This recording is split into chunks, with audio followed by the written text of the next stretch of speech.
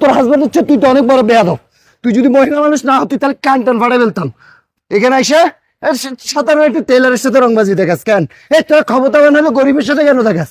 যারা বড় লোক, যারা প্রভাবশালী, তাদের সাথে ক্ষমতা দেখে না। তোর বাসা কই?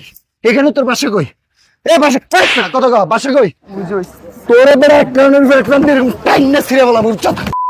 চেয়ারম্যান সাহেব দাঁড়ান দাঁড়ান। তাই চুল তো রাখছো তো একেবারে পুরা নেতা না, নেতামি করো এলাকার মধ্যে। চিনোস উনিকে? উনি এই এলাকার চেয়ারম্যান, বুঝতে পারছিস? কার সামনে কি করিস? হ্যাঁ, মাপচা তুই, মাপচা মাপচা, চেয়ারম্যান সাহেবের কাছে মাপচা। চেয়ারম্যান সাহেবের কাছে মাপচা। স্যার আমারে মাফ করে দিন স্যার, আমি ভুল করছি। শোন, আমি তোরে বলি, নেতাগিরি যদি দেখাস, এসব শেষরা নেতাগিরি এই গরিব অসহায়দের সাথে দেখাবি না, কথা বুঝছস? তোদের মতো কিছু শেষরা নেতাদের জন্য, যারা এই দেশে এই সমাজে সঠিক নেতৃত্ব দিচ্ছে, আজকে তাদের বদনাম হচ্ছে।